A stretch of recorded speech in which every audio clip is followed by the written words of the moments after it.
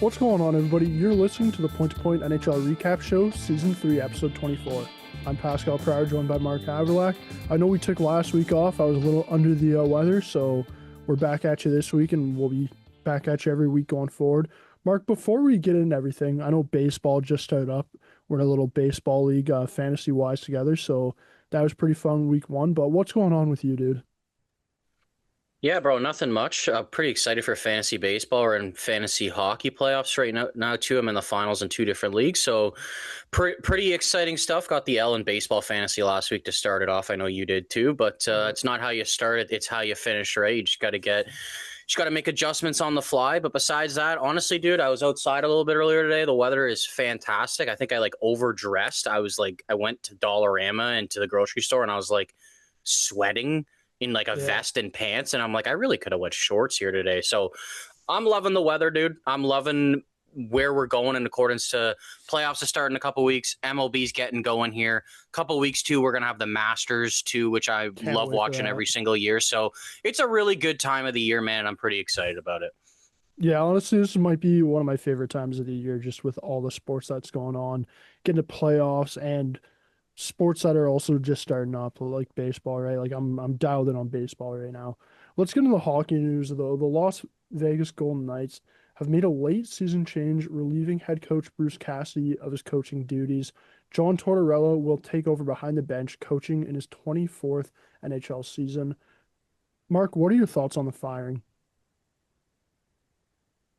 Yeah, I mean, we were talking about it a little bit earlier. I feel like I'm surprised at maybe the timing and everything, but I'm also not surprised in the sense of I've been hating on Vegas all season, it feels like, and Vegas is very active. Kelly McCrimmon is, you can say whatever you want about him. He's not a guy that will sit on his hands and just wait for stuff to happen. The standard in the organization is to go out and potentially win a championship every single year, right? They've only done it once in their existence, but they've been pretty far a couple times. And I think he's just seeing the way this season is going and how much Vegas has been underachieving this year that they had to make a change. And with Vegas, they've already gone out and done a couple pretty big moves over the calendar year, right? You go out and you get Mitch Marner.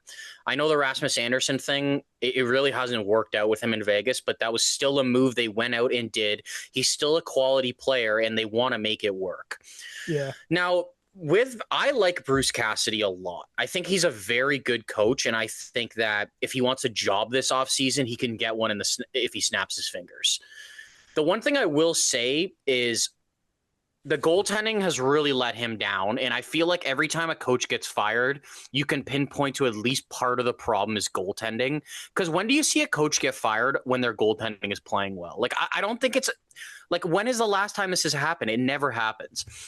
The one thing I will say that I'm against of what he's been doing a bit, why the hell did they sign Mitch Marner and then play him at center? What? Why is this a thing? It's not that it can never happen. Listen, Tampa didn't have Point for a bit. They didn't have Cirelli for a bit. Nick Paul's been out most of the year. Jake Gensel, for a short period of time, stepped in, played center. Pittsburgh, Rickard Rakell stepped in, played center when Crosby and Malkin are out. My thing with Vegas is that they already have good center depth. If Eichel's out and you want to play Marner at center for a little bit, that's fine, right? But Marner's also around 40% on faceoff, so it's basically every time he's on the ice, you're basically not starting with the puck. And I don't like Mitch Marner a lot. I know he's a great player, but I also just feel like he's sort of in a weird situation where he's been forced to play the left wing this year, which he never played in Toronto. He's forced to play center, which, I mean, he barely did in Toronto. If anything, it was a couple-game stint. And even right now with Vegas, it's they got Eichel, they got Hertl. I understand you don't have William Karlsson, and that sucks. But I don't think that means that you should be taking Marner off of his premier position to put him at center when also at the deadline, you went out and got Nick Dowd. I'm sorry, I'd prefer Nick Dowd playing center over Mitch Marner, dude. I think this is part of the problem and probably part of the reason that it went into firing is listen, Marner's not himself this year. He's still about a point per game player, which is still really good, but we know that he has another level. And I think part of it is because he's been playing center too much. I think Vegas is getting a little bit unlucky too. I know they haven't been good and they're not beating quality teams, but some of their shooting percentages are way down. they're just not really playing that great defense, and their goaltending has been very below average this year. Yeah, their goaltending has definitely been a massive part to where they are right now in the season and all the issues that they've had. But at the end of the day, when we were doing our start of season prep and we were doing all the prep shows, like this is a team that we had as cup contenders, or if not cup contenders, just on the outside, right? Like this was a team that was going to be a lock for the playoffs, and we thought probably would make a decent push here in the playoffs. Where now you're kind of looking at it in Vegas, and we're like, oh man, this is a team that potentially might not get out of the first round this season, just based off how their season's gone and how they've looked so far, right? So for me, the firing, when I look at it, it is a really weird time to see a coach get fired when there's this little of the season left. But for Vegas, like the talent's still there, the team's still there. They just need to figure it all together. And who knows, maybe getting rid of Bruce Cassidy and bringing in John Tortorella is going to put a spark onto that team, and they'll start to play up to the potential and be able to do something in the playoffs, right? Like we kind of saw it with Buffalo earlier this season. They get rid of Kevin Adams. Yeah, it's a little different. It's a general manager and not a coach, but they fire Kevin Adams, and all of a sudden Buffalo goes on this massive winning streak, and now Buffalo's a lock to make the playoffs, right? Like you can look back at that moment and say that was the big turning point on the Buffalo Sabres season. If the Vegas Golden Knights are able to go and win a playoff series or win two playoff series or win the Stanley Cup, who knows, right? We'll look back at this one and be like, man, like that was such a great call to get rid of Cassidy, get a fresh set of eyes in there. And the other thing too is it's not like they're firing Bruce Cassidy and they don't have any plan there to fill in the spot, right? It's like right away John Tortorella is coming, and this is a guy, as I mentioned earlier, he's coaching. This is his 24th season in the NHL. He has experience. He has experience coaching playoff teams. So it might really work out here for Vegas. And on the other side, it was like, what do you have to lose, right? Like they're making the playoffs no matter what. The worst possible outcome is they make the playoffs with Bruce Cassidy, and you get bounced in the first round in 4 games. Where now it's like either that's going to happen or you might go on a playoff run here, right? So weird, like it is a really weird time for the firing. I know, Mark, you mentioned it before we started recording. The last time a coach on a playoff team was fired with less than 20 games wasn't like in 2001 or something, right? So it is a really weird timing, but I do agree with the decision here, and honestly, I do like the firing. Mark, I want to I ask you. think I was going to say Go ahead. the one thing I was going to say too is like you've been seeing all these stats about Vegas and how poor, like we talked about how poor they were against playoff teams. I think honestly, since I said that on the podcast like a month ago, they've only beaten like 2 other active playoff teams since. So it's Yeah, been a real struggle for them against teams that they could be playing in the playoffs. Like stat here, since January 31st, like a couple games before the Olympic break, Vegas has played 21 games. They're 7-12-2 with a .381 points percentage. They've scored 55 goals in 21 games. That's about 2.5 goals per game. -9 goal differential. I mean, their power play and penalty kill isn't terrible. They got a 22% power play conversion, even though Eichel, I don't understand, somehow has still not scored a power play goal this year, which I think is pretty insane. So it's not just like a little stretch here. Like you even move this out to mid-December, like they're still about a 500 team. Like it's yeah, nothing. It's nothing that's good. And I think the way that they're looking at this is, okay, look, we're playing not good this year. If we were in the East, we'd be fucked, but we're not. At the end of the day, we can say whatever we want about the Pacific Division and all this, them being bad and they'd be shit in the East. At the end of the day, they're not in the East. And some of these teams that are quote unquote not as good are going to get into the playoffs. So I think Vegas is looking at this as, okay, we might get Edmonton in round one. It's still possible they don't, though. Edmonton could still win the division. yep. Might get Edmonton in round one. If we can take them, then we're getting what, Anaheim or Utah in the second round. I just think they see as like, this has not been a good season. We can still turn this around, and there's still an opportunity for us to potentially even go to the conference finals this year because of how weak the Western Conference is. Yeah, especially that Pacific Division. Like it's wide open there for them to make it into that Western Conference Finals. And once you get there, like who knows what can happen, right? Mark, I want to ask you one last thing here before moving on from the Vegas Golden Knights. Do you think John Tortorella can go into this locker room and kind of jumpstart this team? I think so, because the way I look at Vegas is they are a little bit I don't want to say they're older, but their core is getting up there. Like they have a couple guys that are late 20s, but they've also got some guys in their early 30s too, right? And guys that are getting up there and maybe closer to being out of their prime. But the one thing I will say is Torts stresses hard work in defense, and I think they've got a lot of good defensive forwards on that team that he's really gonna like. And I think he could potentially put a little bit of jump in their step and they could potentially turn this around. Now, saying this, I'm still not very optimistic if they play Edmonton in round one. I think that they're probably done in 5 games, but you never really know. Sometimes these teams get a new coach and they get a little jump in their step and it changes everything. Like, to be honest with you, I thought Columbus was somewhat going to turn it around, but I didn't think they were going to be this good under Rick Bowness, right? So sometimes a little change can really just give the team a little bit of motivation. You know what I mean? You never know how some of those guys have been feeling about Bruce Cassidy recently. Maybe it's just a joy for some of them to not be, because everything I've heard about Bruce Cassidy is he's very serious. He's a very good coach, but a lot of people don't love him as a person because of how hard he is. And I mean, it's probably the same thing with some different coaches though, right? But you never know and it's not like they're getting a guy that's going to be less hard on them, right? Like Torts still has a standard, but he's also, everything I've heard about him is he's a very nice human being. Everything outside of hockey, he really cares for the person, the family. And I think if Vegas works hard and plays really good defense, he's going to like a lot of these players, and you never really know what can happen, right? Yeah, I'm looking at it and I'm like, man, if Vegas can get some goaltending, I think potentially they could maybe change things around here for the playoffs. I think Vegas and Florida are prime examples of it.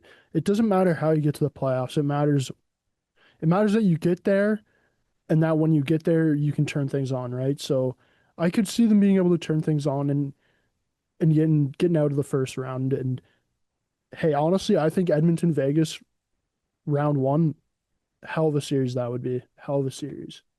It's crazy though. This guy won the cup 3 years ago. Like I know like the whole. So it's not like guys don't get fired after they don't win the cup, and sometime Berube with St. Louis, but it's just nuts to see like you can win a Stanley Cup, and if shit's not going right 2 to 3 years later, like there is no job security in this league, right?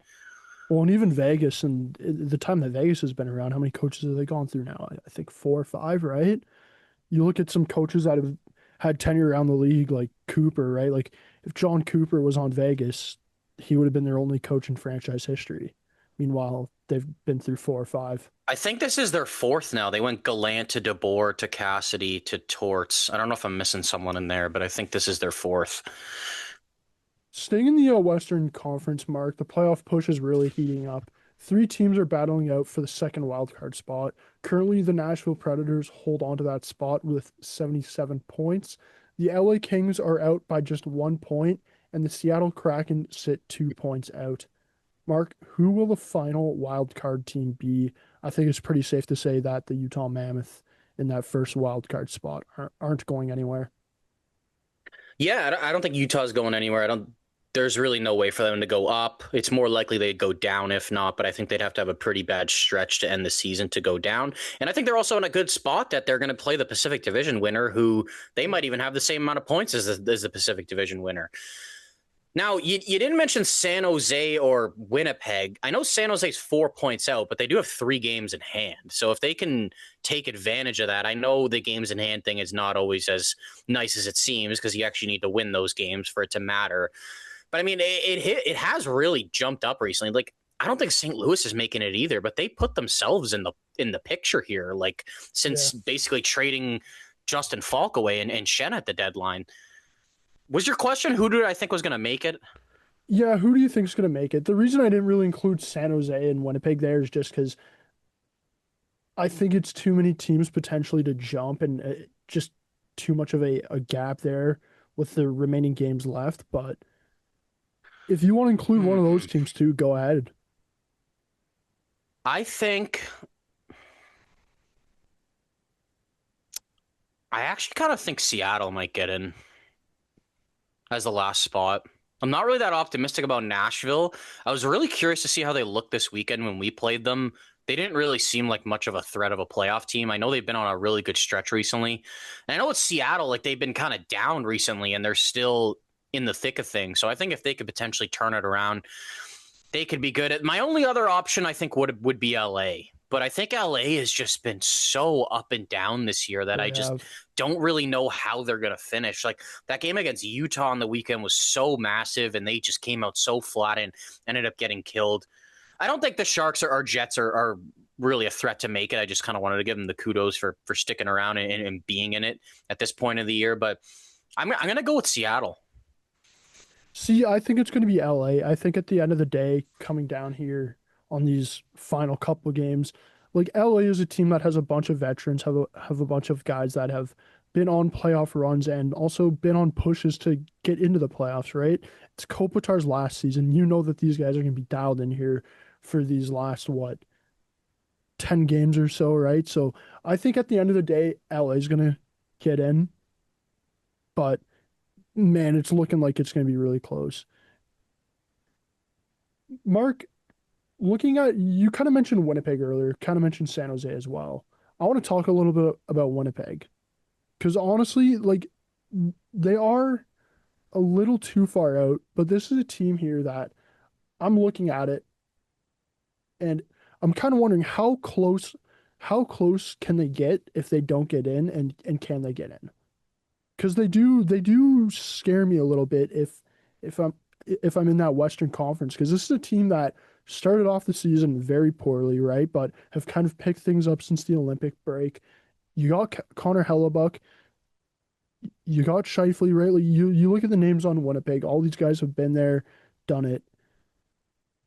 Like below the Kraken and the Kings, I'm looking at the Jets, and I do have a lot of question marks there on, man, could they really put together a win streak here and somehow just sneak into the playoffs? Like, could Connor Hellebuck just put the team on his back, put up like a 2 goals against average here for the remainder of the season, and all of a sudden we're looking at it and we're like, man, somehow the Winnipeg Jets got in. Like, could you see that happening at all, or do you think they're safely out of the playoffs? I'm just kind of looking at their schedule as you were mentioning that. I think it's going to be tough. They've got a little bit of a tough schedule. They've got a huge game next Monday against Seattle. I think that's going to be a huge decisive. Maybe neither of them get in, but I mean, it's going to matter for playoff implications for sure. I feel what you're saying. I just think it's a little too late, and they might come up a little bit short. I think if that stretch when they lost Hellebuck, if they had been able to string together even 2 more wins when they had 3 wins in 17 games or whatever, like even if that changes to 5-12 instead of 3-14, like we'd be talking about them so much different and being right on the Yeah. verge of that wild card spot. Because I get what you're saying. Like last week, that was a tight game against Colorado. They lost. They come back and play them Saturday. They win. Like that's a team that if they get in, they're probably playing in the first round. So it's like I understand what you're saying. They're putting up a really good fight even right now. Like shit was not going well for them earlier in the year. They were getting killed. They weren't looking good. I think they're not back to playing like themselves right now, but they're probably playing some of the best hockey they've played this season and at this point, right? And if they could have done this a little bit earlier with how bad the West is, they might even be in a playoff spot. But ultimately, I don't think they're going to get in. I think it's going to be they're 2 to 3 points out at the end. Yeah, I'm not saying that they're for sure gonna get in, but if they got in, it'd be pretty cool to see. And like I'm not quite writing them off yet. I'm pretty close to it, but I think if any team's gonna make that like jump in the Western Conference to get in that last wild card spot, it's the Winnipeg Jets. Let's I take think a they look. got to make some changes like that for the offseason though. Like they Yeah, even though I think they're a solid team, they've got some holes they got to fill, right? Like that losing Ehlers, they still got that 2C problem. You never know with yeah. the defense now. You lost Logan Stanley. Like I'm not that high on him to begin with, but Winnipeg's not really an attractive destination, right? So they're going to have to draft really well and potentially be active on the trade front. Yeah, without a doubt. Moving over to the East, Mark, the playoff push, it might be even better, to be honest. The Boston Bruins and Columbus Blue Jackets hold the 2 wildcard spots. On the outside looking in, you have the Ottawa Senators, Detroit Red Wings, and Philadelphia Flyers, all just 2 points behind the Blue Jackets. Mark, it also makes it pretty interesting because right now the Blue Jackets and the Pittsburgh Penguins, I believe, are technically tied points wise for third in the Metro division, so it really makes things even weirder there, right? But who do you think the final two teams in the playoffs are going to be? Who did you say that was tied for the third? Columbus and Pittsburgh right now are technically tied, but Pittsburgh holds the tiebreaker and they've also played one less game. Yeah, yeah. Okay. Sorry, I thought you said the Islanders, and I was like, that's not what I'm seeing here. But um, yeah, I've been so up and down about this the last couple weeks. I just think the way Columbus has been playing, it's going to be hard for them to miss. And I felt the same way about Ottawa. Now, Ottawa has lost a couple games in a row, but I think they've put themselves in a good enough position here that they could potentially squeeze in. I think at the end of the day, it's going to be 5 Atlantic and 3 Metro. And my guess right now is the Metro, it's going to be Carolina, Columbus, and Pittsburgh. And then Ottawa's going to squeeze in as, I don't know, I think probably a wild card team at this point. The points, it's probably too far off. I could see a situation where Boston and Ottawa are the wild card teams. Maybe it's Boston and Montreal. I know Boston's pretty close to even hopping in that third spot. Detroit, man, I don't know. I'm not feeling it with them. I Yeah. know they're not out of it right now, and they could easily get back in. It's just I don't know what it is the last couple of years with them. When it's crunch time, they're either playing bad or they're like about a 500 team, and they've lost some key games down the stretch here that they really could have gotten some points from that I think is going to hurt them ultimately. The Islanders, it's not that I don't think they're good. I just think that this race is crazy. And I just think that Columbus, with how good they're playing, they're going to jump in. Pittsburgh's been playing pretty well when they haven't had Sid, haven't had Malkin, and they've remained pretty consistent for the most part. So I've got Pittsburgh, Columbus getting in. I've got the Islanders going out. And I think that, and then Ottawa's jumping in, basically. Yeah, and tonight's a huge game too, because the Islanders and the Penguins play tonight, right? So it could end up that we look back and it's like whoever won this game tonight is the team that made it into the playoffs while the other team didn't make it into the playoffs. For me personally, I agree with you. I think it's going to be 5 from the Atlantic, 3 from the Metro that get in.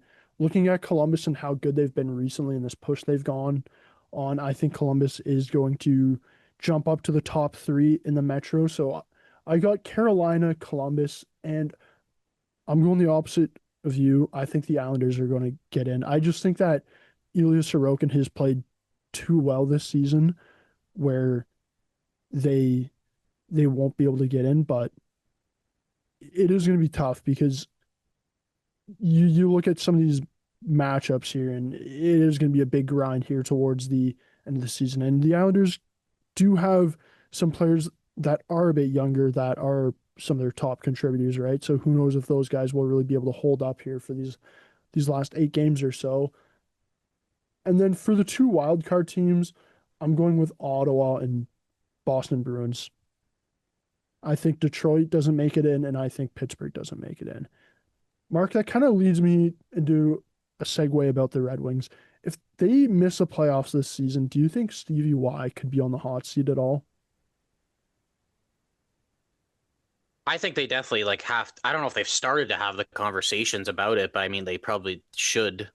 Um, No, the reason why I'm hesitant is I think it's a unique situation with the player and the person and what he meant to the organization as a player. Yeah.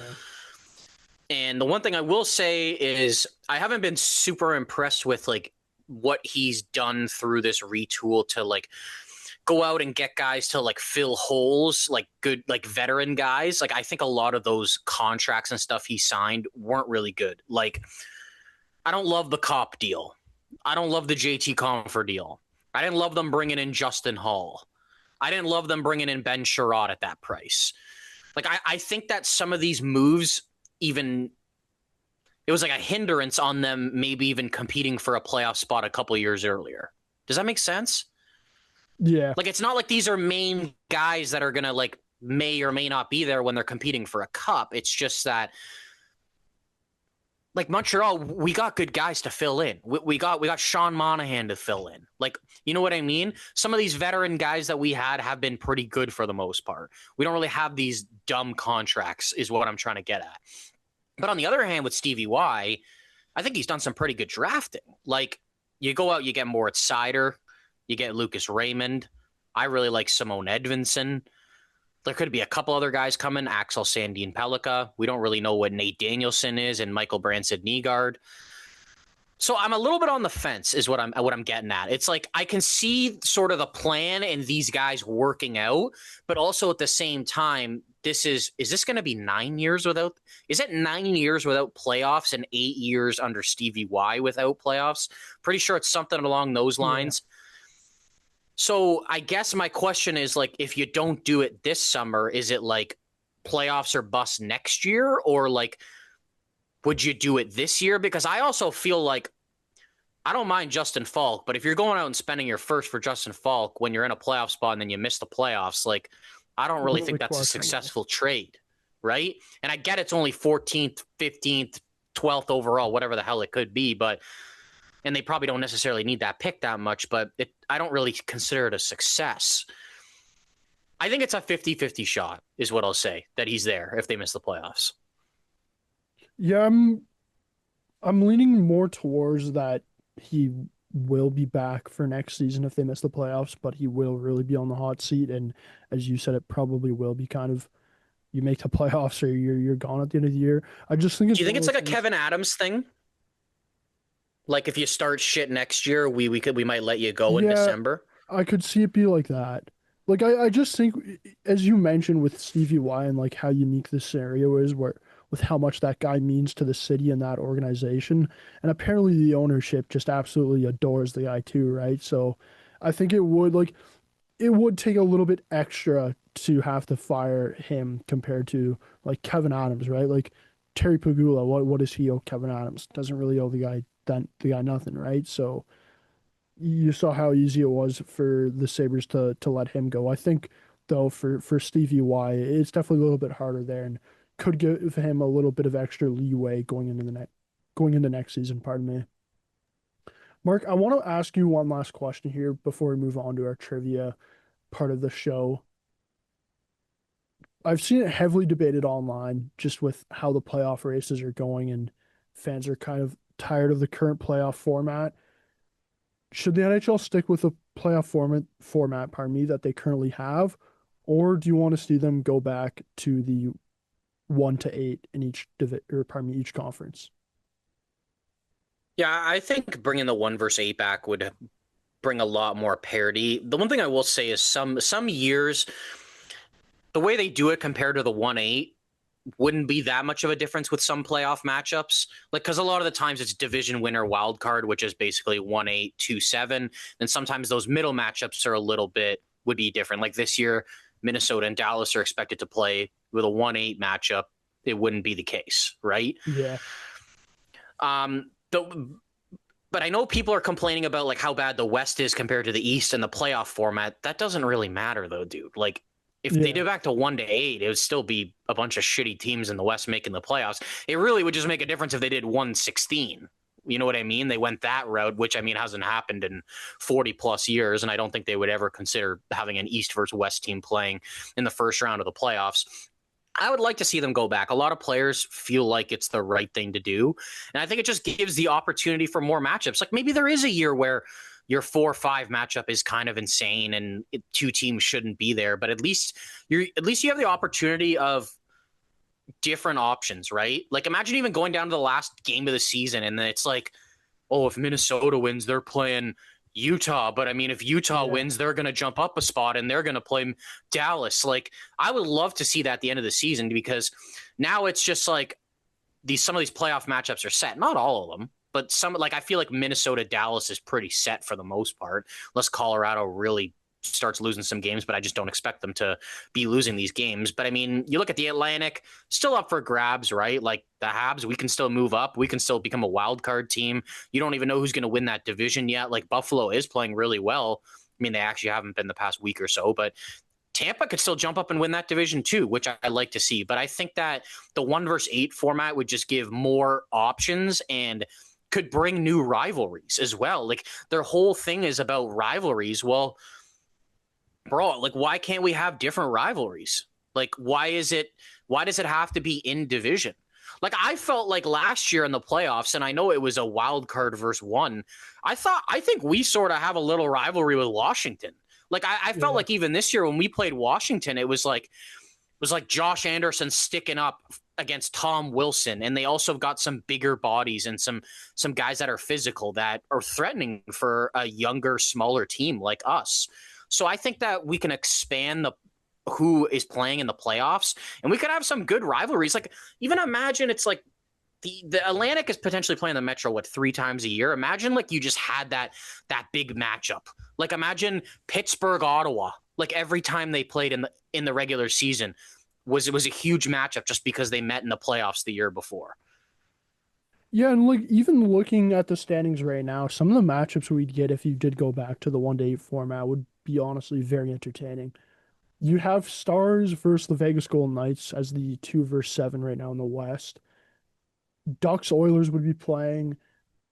The one I think would be very entertaining would be the Minnesota Wild versus the Utah Mammoth, right? Like it's like you're still kind of getting those rivalries there, and hey, like maybe it creates new rivalries. Here's the one thing I will say though is like I'm not saying you're wrong about this, but if they went back to the way it was, the division winners would be given the 1 and 2 seed. So even though Anaheim is shittier than Minnesota and Dallas, since they are winning the division, they would be guaranteed the 1 or 2 seed in the conference. And I know people don't like that, but at the end of the day, if you were talking about going back to the same format they were using, that's the way they would do it. So I understand what you're Yeah. saying, but the way this format's looking is it would be Colorado, Anaheim, Dallas, Minnesota. See, Like I think that's they just the should way it is, and I know it sucks, but like they want the division winners on top, right? see, I think it should be fully 1-8, 1 day in each conference fully, and that's how it is. I would love to see that.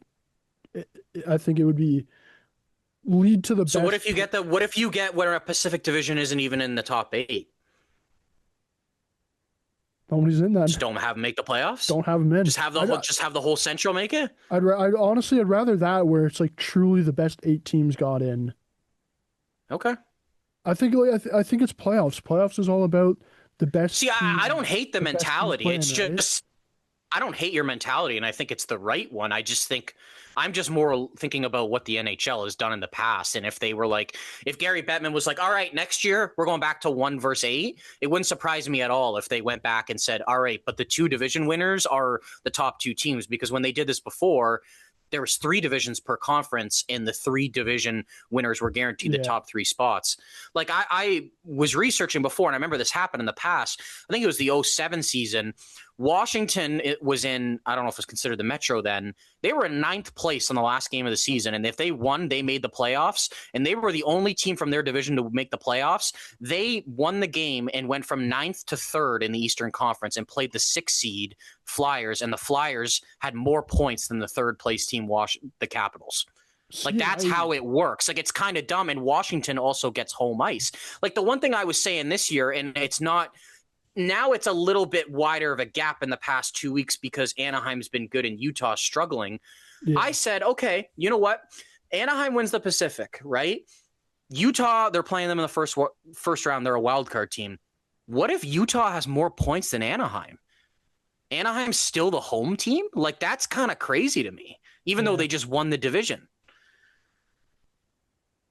Yeah, it would be weird. See, I just look at it right now and it's like everything that we kind of don't like or have grown old and sick and tired of with the current format. I think if you went back, like I think if you did go 1-8 and you did do it where the division winners automatically get that 1-2 seed, I think eventually we'd be having a similar conversation down the road where it's like, oh, like are we getting tired of one to 1 and 2 automatically being the division winners, right? Like we don't really like how it is right now with the current format.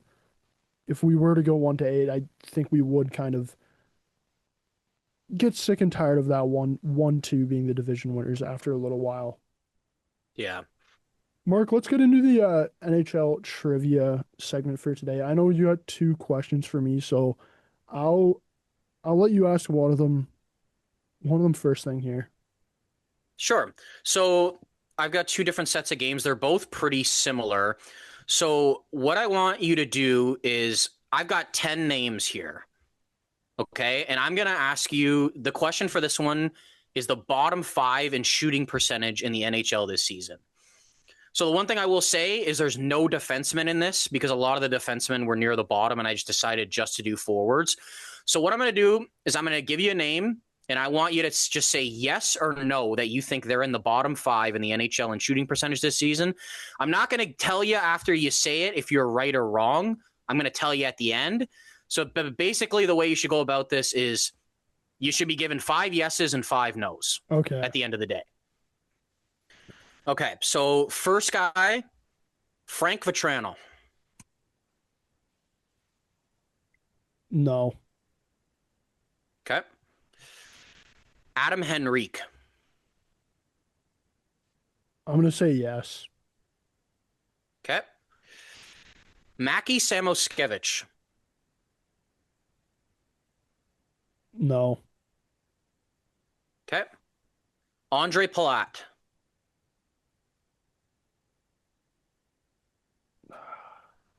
Yeah, I think he's probably in the bottom five. Okay. Ross Colton. I'm gonna say no, he isn't. Okay. Sean Corrali. No. Jonathan Drouin. Yes. Okay. Kent Johnson. Yeah. Connor McMichael. That's a tough one. Yes. The last one, Brendan Gallagher.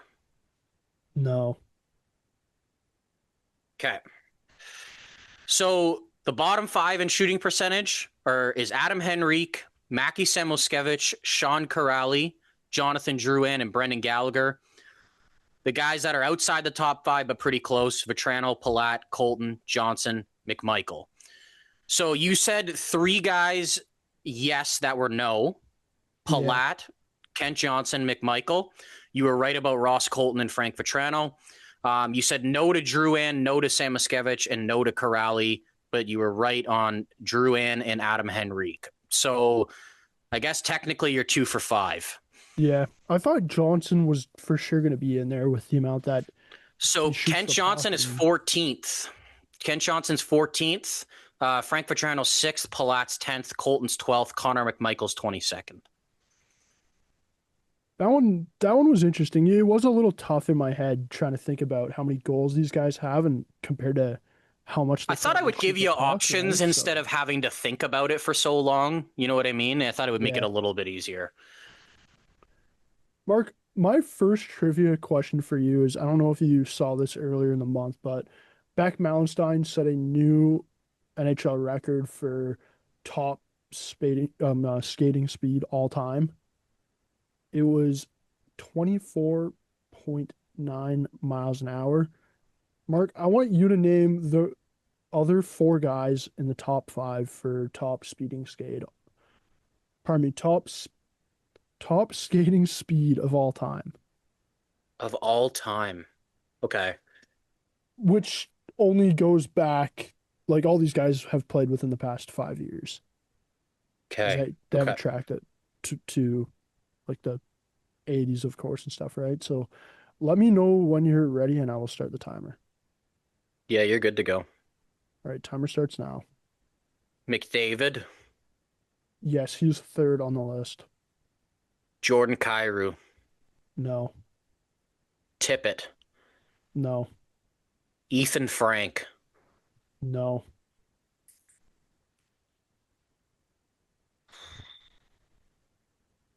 Larkin. no.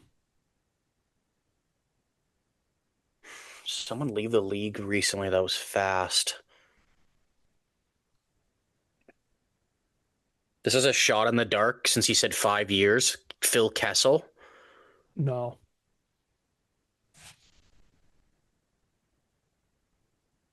Man, this threw me off. I thought 100% Owen Tippett was going to be in there. All the rest of these guys played in the Western Conference or do play in the Western Conference. Matt Savoy? No. McKinnon? No. Fuck. The player though is on that team. Natchez. No. You have 50 Wow. seconds left Makar. here. No. Quinn Hughes.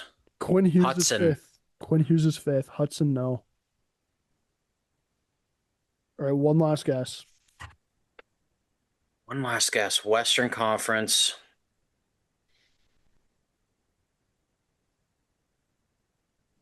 Logan Cooley. Not on the list. So Beck Okay. Malenstein, of course, leads all time. Second, who you are missing is Miles Wood. Fuck. Third was That's a good one. McDavid. Fourth, who you're missing was Denis Gurianov. Oh, shit. Yeah, which I thought was interesting. And then fifth on the list, Quinn Hughes, who you got as well. So 2 for 4, you got 50%. Okay, that's not too bad. Okay, my next one, it's similar to the first one, but I want you to name the top 5 shooting percentage this season for NHL defensemen. For defenseman, okay. Yeah, it's the same thing. I've got 10 names. You just telling me if it's yes or no. Yeah. Okay. All right. The first one is Justin Falk. No. Okay. Cale Makar. Yes. Matthias Samuelsson. No. Simon Nemec.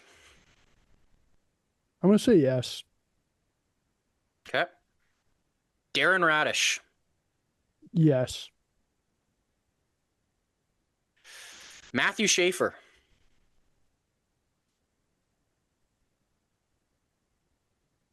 No.